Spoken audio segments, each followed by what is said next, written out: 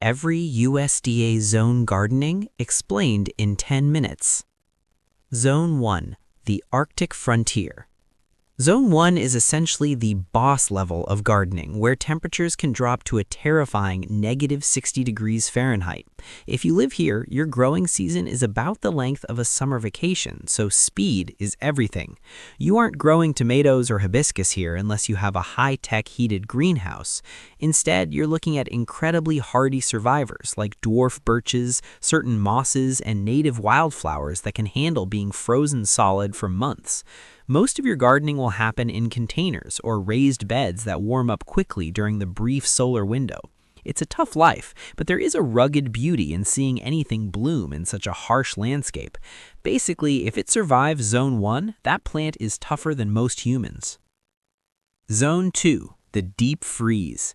Zone 2 is only slightly friendlier, but you're still dealing with winters that hit -50 degrees.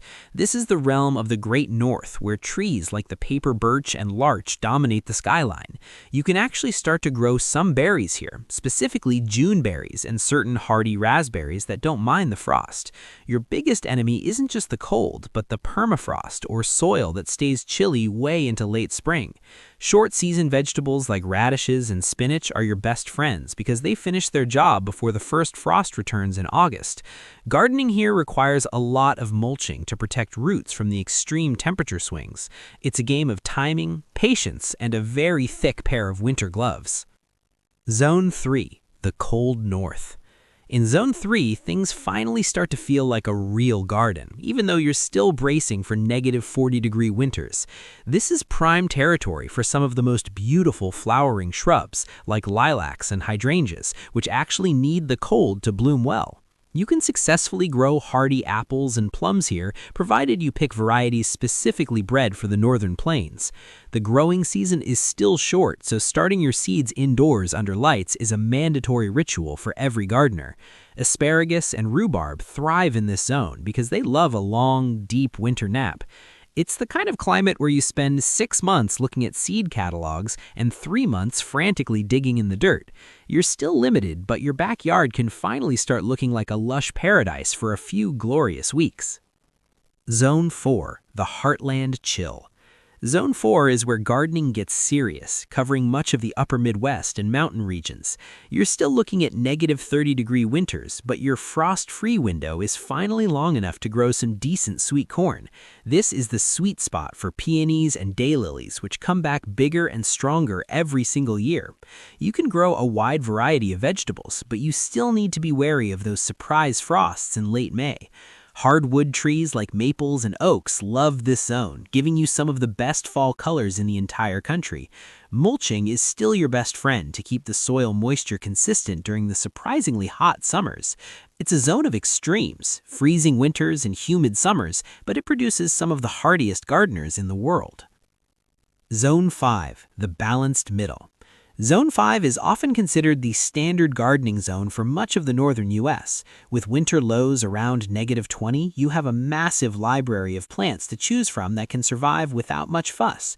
This is the land of the classic American backyard, filled with apple trees, hostas, and blooming bulbs like tulips and daffodils. You have enough time in the summer to grow almost any vegetable, including those heat-loving peppers and heirloom tomatoes. However, you still have to deal with a real winter, so you can't get too carried away with citrus or palms just yet.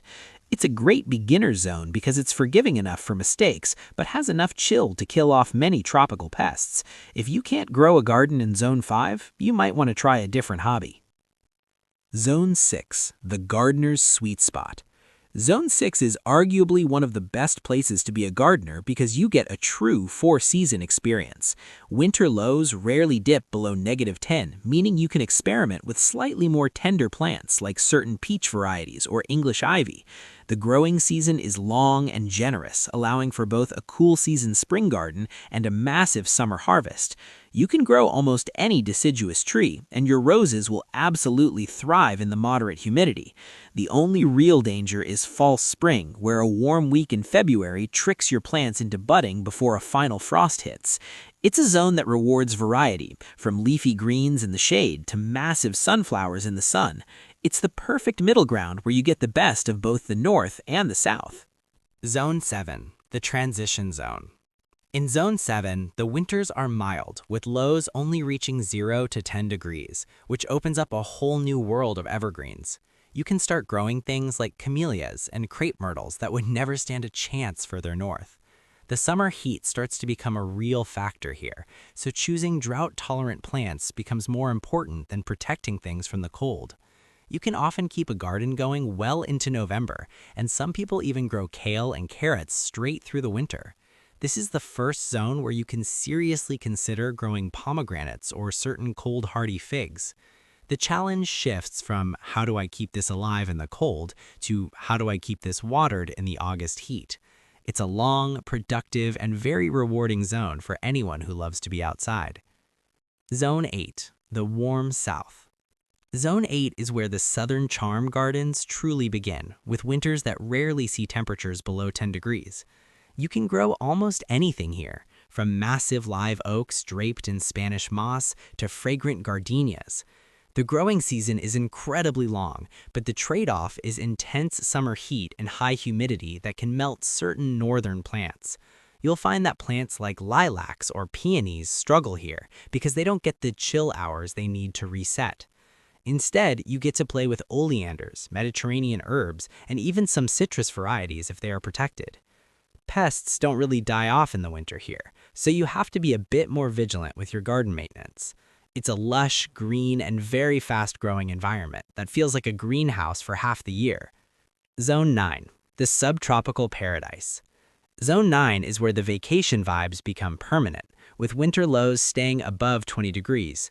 This is the kingdom of citrus. Oranges, lemons, and limes grow like weeds in many backyards here. You don't really have a winter in the traditional sense. You just have a slightly cooler season where the grass stops growing as fast. High-heat vegetables like okra, eggplant, and sweet potatoes love this zone and will produce massive harvests. However, you have to be careful with bolting, where cool season crops like lettuce turn bitter and go to seed the moment the sun hits them. Succulents and cacti can stay outdoors year-round, creating a very structural and exotic-looking landscape. The biggest challenge is the sheer intensity of the sun, which can sunburn plants just as easily as it sunburns you. Zone 10, the sun-drenched subtropics. Zone 10 is where the concept of winter officially disappears, with minimum temperatures staying between 30 and 40 degrees. You can finally throw away your frost blankets because freezes are extremely rare events here. This is the prime zone for bougainvillea and birds of paradise, which will bloom almost year-round in the constant sunshine. You can successfully grow lemons and limes, but it's also the gateway for more exotic fruits like avocados and even some hardy mangoes. The biggest challenge is the intense summer heat, which can literally bake your plants if they're not properly hydrated. You'll find that many traditional flowers from the north simply melt here, so you have to embrace heat-loving succulents and drought-tolerant shrubs. It's a bright, vibrant zone that feels like a perpetual spring, provided that you can keep up with the watering. Zone 11, the endless summer. In Zone 11, the temperature virtually never drops below 40 degrees, making it a true tropical playground. You have reached the point where many plants we usually call houseplants grow into massive, tree-sized giants in your front yard. This is the land of the coconut palm and the royal poinciana, turning every street into a postcard from a luxury resort. There is no dormant season here, so your garden is constantly in a cycle of growing, blooming, and shedding leaves all at once. You can grow the most sensitive tropical fruits like papayas and passion fruit with ease, but forget about growing anything that needs a chill, like apples or tulips. Pests are a year-round battle because there is no frost to kill off the bug population in December. It's a high-energy environment where the greenery is so aggressive that you might feel like you need a machete just to keep your garden path clear. Zone 12, the humid conservatory. Zone 12 takes the heat even further, with minimum temperatures staying safely above 50 degrees. This zone is mostly found in places like Puerto Rico or deep Hawaii, where the air feels like a warm, wet blanket most of the year. This is the only environment where the most delicate rainforest plants, like cacao trees and certain exotic orchids, can thrive without a greenhouse. You don't have a growing season at all. Instead, your life is dictated by the wet and dry seasons. The humidity is so high that many plants don't even need soil to grow, often clinging to trees or rocks as epiphytes.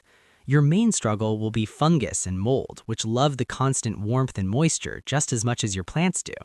It's a lush, prehistoric-looking world where everything is larger, greener, and much more colorful than anywhere else in the country. Zone 13, the ultra-tropical oasis. Finally, we reach Zone 13, the hottest gardening zone on the map where temperatures never dip below 60 degrees. This is a very rare climate in the US, reserved for the most southern tips of the islands, where the sun is a constant, powerful force. In this zone, you can grow the most heat-demanding plants on Earth, including ultra-tropical fruits like durian or mangosteen. Traditional gardening rules about full sun often change here because the light is so intense that even tropical plants might need a bit of afternoon shade.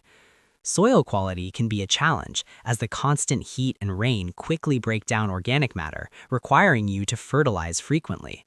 There is absolutely no break for the gardener here, as things grow at a lightning-fast pace 365 days a year. It's the ultimate challenge for anyone who wants to live in a true wild jungle paradise where nature is always at 100% power. So, whether you're battling the negative 60-degree winds of Zone 1 or lounging under a mango tree in Zone 13, nature always has a plan for your backyard.